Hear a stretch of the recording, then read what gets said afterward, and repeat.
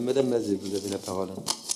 Monsieur le maire, mesdames et messieurs, lors du dernier conseil municipal, votre propre majorité s'est émue de votre gouvernance et de votre gestion financière opaque, tout comme des attributions de subventions sujettes à polémique, et nous en comprenons aujourd'hui les raisons.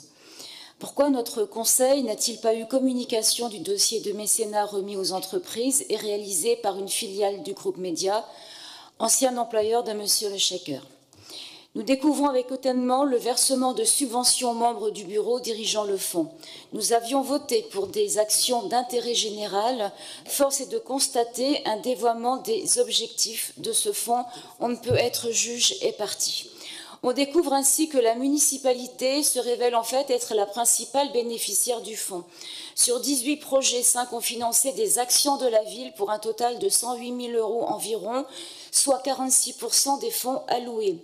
Sortie familiale, études portant sur la connaissance des sols du site des murs à pêche, encore les murs à pêche. Ce fonds sert en réalité à alimenter le budget de la ville, ce qui constitue un détournement de sa finalité.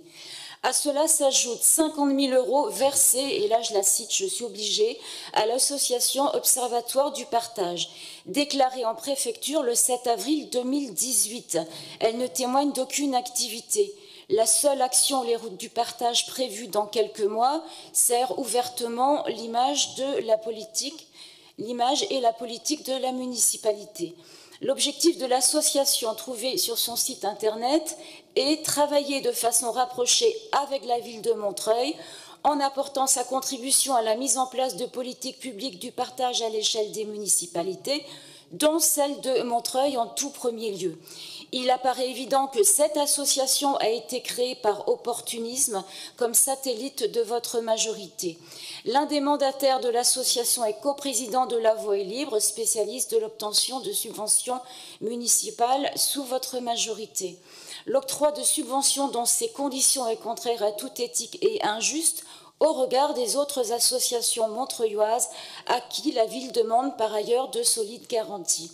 C'est au total 75% des fonds qui ont directement bénéficié à des proches de votre majorité ou à des opérations de la majorité elle-même.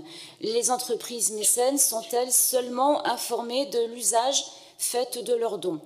Quant au contrôle comptable du fonds, quelle est sa réalité? Alors on va parler du commissaire aux comptes, et là oui je vais en douter, parce que le commissaire aux comptes révèle qu'aucune convention réglementée ne lui a été soumise. Or, M. Bessac, à titre de président de fonds, vous n'êtes pas censé ignorer que toutes les conventions avec la ville auraient dû faire l'objet de vérification. La société Audit et Communication est aussi l'auditeur des comptes du groupe Média, qui conseille la municipalité dans la gestion du fonds, tout comme celui d'Alternative Média, l'agence à laquelle vous faites appel pour vos supports de communication. Et l'on découvre que sa gérante est aussi la gérante du cabinet comptable de M. Jean-Paul Marie, JPM Conseil, militant PCF et comptable à Montreuil, ancien dirigeant du journal L'Humanité. Le commissaire aux comptes travaille donc à la fois pour le fournisseur et le client. Nous pouvons douter du caractère légal de cette situation. En tout cas, elle n'est ni éthique ni déontologique, ce qui est un comble pour un fonds de mécénat solidaire.